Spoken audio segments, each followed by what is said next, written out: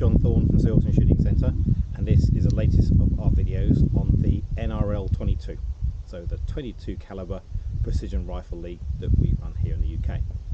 Now, we just had a match and I thought it was worthwhile doing a little video with some of the safety aspects of what we do in terms of the competition, and also some of the procedures need to follow in terms of shooting. Because what we found, a lot of people who are starting this course of this kind of shooting are very much used to shooting out in the field, so they're on their own, or certainly would not be people around you, and that gives you an element of security in terms of what you do in terms of muzzle angle and how you handle a firearm. Now, obviously we shoot the NRL22 in a range, which is a reasonably compact environment with lots of people, and so muzzle safety is crucial, although I argue it's always crucial, and also some of the procedures you follow in terms of shooting, we need to sort of go through some ideas. So first of all, generally speaking, depending on what range you shoot at, they will have a muzzle up or muzzle down rule. We in Silverton Shooting Centre are a muzzle down rule, generally speaking, so we carry the rifles when we're walking around the range downwards. Now, the problem you have with NRL and precision rifle is they tend to be much longer and heavier, so carrying it muzzle down is actually not a little bit more awkward than you'd hope. So for this kind of shooting, we allow muzzle up, so carrying the rifle in a vertical position. Okay, what we don't like to see, and we have seen in a few places, is carrying the gun around by its middle. Okay, now whilst that's nice and safe pointed down range here now, the moment I turn and I swing round, I'm sweeping everybody in sight. And a couple of people that we can do that, the sort of thing we're really against. Obviously, being practical shooters as well, our trigger finger and muzzle safety, bear in mind it's a dynamic sport, is enormously important to us, and I don't think it should change when you're shooting precision rifle. So first things first, carry a gun like that, okay? In a bag to the fire line if you can, in the gun racks that we have, wherever you're going to be, carry it vertically, and then when you get to the course of fire, you can sit and adopt the position, which is primarily one of these. Now, this leads again to the starting position, okay? The regulations state that you can have the magazine in and the bolt held back, okay? Which is fine. Safeties aren't that important when it comes to bolt action, because only when the round is chambered does the gun become live. But as far as the NRL is concerned, the position to start position is magazine in and the bolt held back, as you can see. That's my start position. Now secondly, bags, these things, are crucial for precision rifle shooting, and actually sometimes more important than the gun is what I've seen and what I've noticed. But you must carry everything on your person. Okay, you can't start the stage with a bag on the floor or bag sideways. So it comes this example where I'm going to do a quick transition here. You must have it in your hand. So when the buzzer goes off, put the bag into B, shoot, and then go from there. Now, second thing about it is that once you have shot the rifle on the stage you're shooting at, and you need to transition to another target, you must have the bolt back. Okay, we've seen a few people where they're shooting, the bolt goes forward straight away. Okay, you cannot move the rifle if there's a round in a chamber, safety or otherwise, forget it. Okay, so a lot of people are saying shooting, immediately racking the action forward. Now, if you're in the military looking at follow-up shots and not getting shot, I can see the reason for doing that. But the bottom line is there shouldn't be any follow-up shots, especially in these sort of courses of fire, and you're more concerned about the safety of the gun. So what you need to do is shoot, rack the action back, transition, then shoot again. So I've got a little short one here, just go through the process. So basically speaking, course of fire started, I'm holding the gun as I'm happy with, buzzer goes off, I only rack the action forward when I'm happy to fire.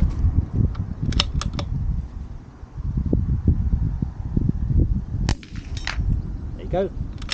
Now I need to transition, bolt back, reposition the bag, back on the bag itself. When I'm ready to fire, load and shoot. Transition again, move, bag, position, ready to shoot.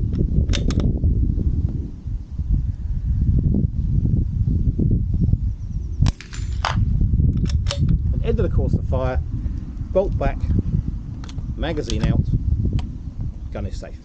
Okay, so that's the position to follow. Do not move the gun when the action is forward. Quite crucial to do that. Okay, and second thing is, you know, have all the bits on your buzzer body. Now once I finish shooting, I can have rifle up. I'm perfectly happy carrying that. Got my mag, got my bag, off I go. Not going to sweep anybody. So if we don't follow that procedure, and I understand people who shoot in the field, a lot of people who shoot precision rifle shooting are out in the field, there's no one around. You swing the gun around you want, maybe on a sling. But obviously when you're in a range, surrounded other people, we've got to make sure we keep that muzzle safe and make sure you don't move when you've got a rifle chambered. Alright, hopefully it's helpful. On to the next thing. Okay, so now we've got the idea of being safe in the range and making sure we don't move around to we're supposed to. Next thing I'm going to cover is bags. Now, bags, as I said earlier, I think are sometimes more important than the gun in some regards. Now, we have bags from a company called Presidia in the UK. Wonderful bags, really useful. And there are lots of different versions. And the reason why is that there are different positions and different stands that you've got to. For example, I'm shooting here off a tank barricade, okay? There's two positions here. Now, this is a big sizable bag I can stick on the corner, but it's going to rotate and wobble around, so that's not so good. So, one of the bags Presidia do is like an angled bag like this. So I can sit nicely on there, I've got a lovely solid position, and I can happily shoot all day from that position. But this bag may not be so good in the corner section, as it turns out, so it's pretty good. But in terms of position for there, so there are other bags you can have. This big bag, for example, I can bang in the corner, nice and solid, and again, I've got a really good, solid shooting position to shoot from. So we have these here available for you to use in the competitions. Okay, no charge for them, just borrow them if you can. But these are ones that we've been using for Presidia in terms of shooting here, and they have worked particularly well. There are other manufacturers, of course, but certainly look into bags you can. Now, also I noticed at the weekend we do have one. This is called a cuddle bag. Yeah, literally, it's a cuddle bag, and you literally put it inside your shoulder, on your knee when you're shooting positions. Now, I saw several people have this bag on here, and it was there and just waving around down here. Okay, if you're not going to use it, don't carry it. So that's the thing to consider. Now, this sort of thing needs practice. There are different barricades in NRL22. It's a tank trap, barrels, roofs, tables, chairs, sawhorses, ladders. They're all consistent and they're all available to buy. So you want to buy a 200-gallon drum, same size everywhere. Get the heights right. So for example, if I want to then use a bag on a barrel, I'd probably use this bigger bag, put it on, and I can shoot quite comfortably at that position. But if I have a smaller bag, then it might not work so well. So really the job is to have different bags you can try, and then different ones, different conditions, and you've got a whole range to have. Now we have these available, so you can use these when you come and shoot. It's certainly worthwhile investigating bags when you're looking at your kit and equipment. Alright? Okay, so the next thing to consider is guns. Now we've already covered a lot about zeroing and a lot about scopes, so I'm going to cover a little bit more in a second. But there are two classes that we run in the NRL22 UK. There are lots of classes in the States, but it's a much bigger series over there with different categories of costings and various items, etc. So in the UK we decided to keep it nice and simple and have an open class for any bolt action rifle, but also a semi-auto class. And the reason why we've done this is that quite a lot of people have semi-auto guns but don't have a bolt action. And they want to have a go at shooting this kind of shooting sport, and we want to make that easy for people. So you can shoot with a bolt action, which is, let's face it, the best way of doing it. They are generally more accurate because the throats and the barrels are more heavily machined because they're having single shots going through rather than multiple magazine fed. But a semi-auto is actually quite fun to shoot. Now, we built a Chris Vector because that's what I shoot for practical, and I quite like it. And we built this for NRL22. Now, from our perspective, a few people are going to go, that's not an NRL rifle, but it is. It works very well. A couple of things to consider though. The regulations for start position are obviously slightly different. With a normal bolt action rifle, magazine is in, bolt is back. Okay, so for semi-automatic we do the same thing. So course of fire will start with the magazine being entered, being fed into it, but the action held back. Okay, so exactly the same as a bolt action. The difference being is we rack it automatically. But when you are transitioning from position to position, you must put the safety on.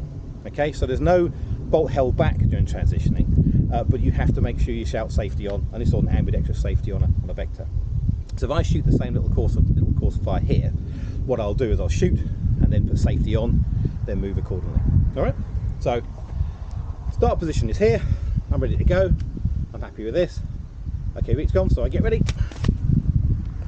Action forward, safety off. And now safety on, move position and go back. Okay, I would go there, but I left the gun there stupidly. So it's quite fun. So again, unload, show, clear, end of it, magazine out as normal, clear the round out, and then I'm back to the stand carrying my gun vertically. I do suggest you try it. It is actually quite different shooting it from a bolt action to a semi-auto, because obviously the lacking of action. Now, I don't shoot enough, and I'm struggling a bit with a bad hand at the moment, to shoot NRL enough. I spend most of the time doing the competitions. But what I have found is I'm running out of time because I'm taking too long. The semi-auto, I don't have to have that time I waste in between the rack and action, so it's quite useful for me. It also means if you do have a Smith & Wesson or something that's safe, put a decent scope on it, and off you go. Now, we run Hawk scopes for both of ours, which are expensive scopes. They're identical scopes on both of these, the bolt action and the semi-auto, for consistency. But scope-wise, there are a variety of choices to go through, which I'm going to go through in a second.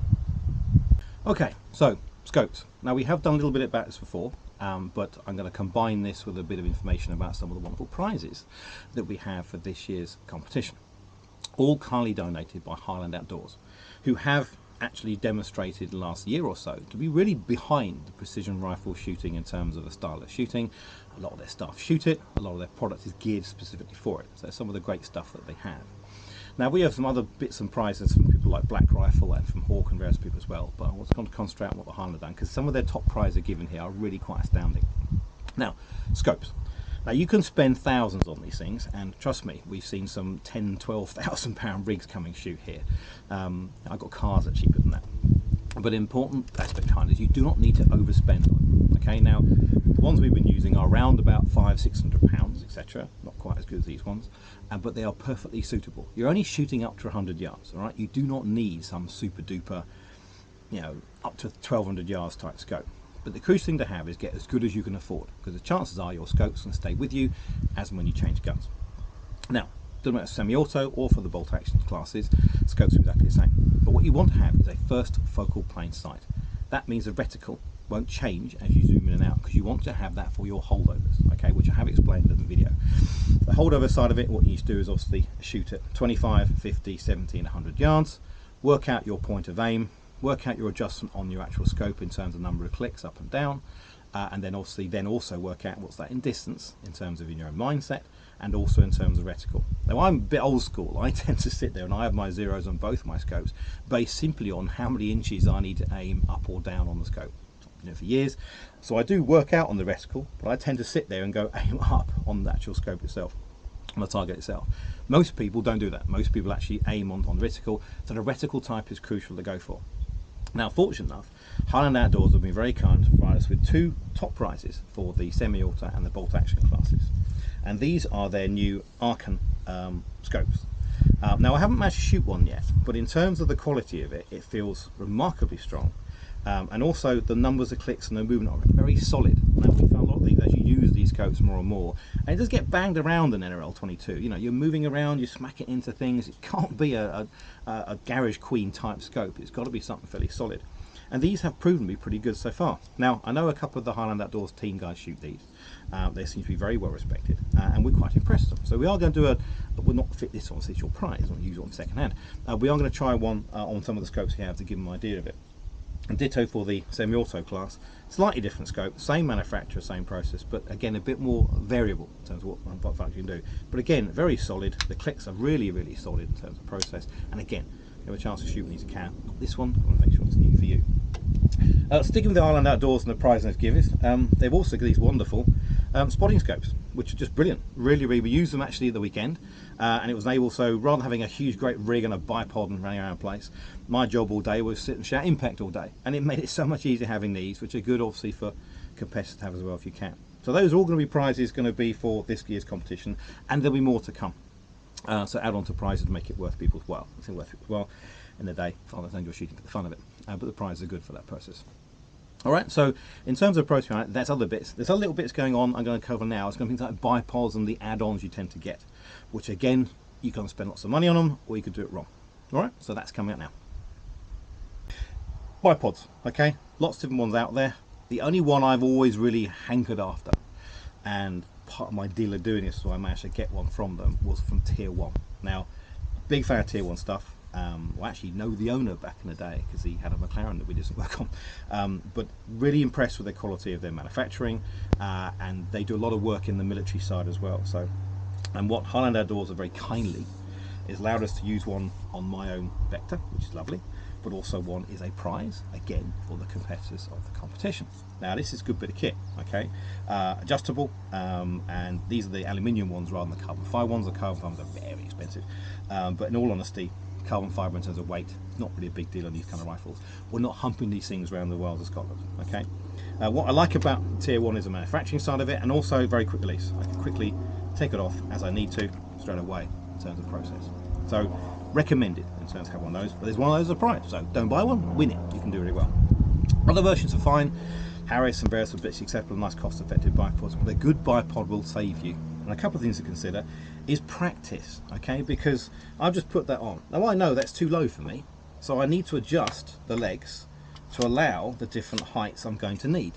Now if you don't know what those are, then when you start your course of fire and the buzzer goes off, you'll be faffing around doing this. And I've seen people get down on prone, they go down and their muzzle's pointing to the floor because they haven't checked where their height needs to be. Now it also does adjustable. I leave a little pen mark, it's not like you can't see it in there, on the actual leg, so I know what height it's going to be. For example, I have a slightly different height when I'm prone on the floor, or if I'm going off a barrel, for example, because obviously there's height difference on my shoulder. But I need to know what that is before the buzzer goes off, because you're faff around doing your bipod length while you're doing that, you're in trouble. Okay, so definitely have a look at the ones you get. Like I said, this is going to be available as part of the competition prize, but certainly worthwhile. And again, supported by Highland Outdoors, which do appreciate the support on this. It helps it all for everyone. Okay, that's next thing to be done. Pretty much, there's lots of things you can spend. You can do all kinds of bits on glasses and everything else that's there. A little bit on moderators. One thing we were saying about that. This is actually a shroud rather than a moderator, but thoroughly recommend you fit a moderator to your NRL22 gun. Okay, the reason why is that moderators generally do reduce muzzle flip. They don't reduce recoil, doesn't work that way, but muzzle flip at the barrel, which is what a 22 can and does do, is negated or certainly lessened by the use of a brake or the use of a moderator. Now a moderator, generally speaking, is better than a brake because it modulates the airflow over a longer distance. Therefore that airflow coming out of the barrel when the bullet leaves it is obviously very disruptive, and model moderators is they allow that airflow to come out in a more graduated way, therefore muzzle flip is lesser. So do I see 22 rifles are more accurate with a moderator? Yes, but only by the fact they reduce muzzle flip. They're not more accurate as a gun. But if you can, fit a moderator. Okay, if I could, I like the shroud on this one, I would fit one on the Vector. It does run on the Bergara that we run as well. So it's certainly recommended. The ones we've always recommended and have done for pretty much 10 years is Wildcat. Okay, they work very well, but there are other versions out there. The extra weight you have on the barrel is not an issue, and you do want some weight on the barrel you can. Okay, so certainly recommended. The last thing is weight. Okay, now a lot of the guys who shoot NRL22 are also shooting PRL with full bore centerfire rifles. Now I get why a big heavy barrel and a relatively heavy gun, chassis wise, is good for controlling the recoil and controlling the positioning of the rifle for shooting longer distance with a full bore round. Okay, it's less important for a 22. Okay, now a heavy barrel makes a lot of sense because obviously less resonance, and obviously from your perspective you want to keep that barrel muzzle flip as soon as you can. But a big heavy gun with great big weights all over it, okay, is a pain in the ass. All right, some of the courses of fire we have, you'll be clambering from a bucket to a set of cinder blocks to a ladder to a tank trap. All right, once you start putting a kilo's worth of crap on the thing, all you're going to do is humping that crap from place to place. It's not going to help you. Okay, so a reasonably heavy barrel, fine, like a varmint barrel for example, very good, and a moderator onto it as a bit weight to there, but don't cover the thing with weights. You really don't need it. Now for centre fire, maybe it's the case. My centre fire precision rifle shooting is 0. Okay, so I'm not going to say I know anything about that. But for 2-2 shooting this sort of distance, you don't want to throw weight on the gun unless you have to. Everything has to have a purpose. So certainly weight would be good. So start off with nothing, add as you will until need, but add the bits when you need. Other little bits, for example, now obviously on this hawk scope here we have a parallax adjustment wheel to make it faster to do. Some scopes don't do. I've seen one of the guns I have is fitted with a bubble level, and it's really for me because if I get a bit flustered and I'm sitting there shooting canted, I'm going to miss. So I have the little bubble there just in my line for a quick check to go there. 9 times out of 10 I don't use it, but if it's there, if I'm being a bit, especially shooting some of the AUX positions we have here. All right, so Don't spend loads of money, but certain things you can try. Certainly look at both the semi-auto and the bolt action. It's good fun to try all of them, but really it's a question of practice and knowing your positions and go and learn your zeros right. All right, hopefully that's useful. A bit of a disjointed video from there, but hopefully it's quite useful to have. All right, cheers.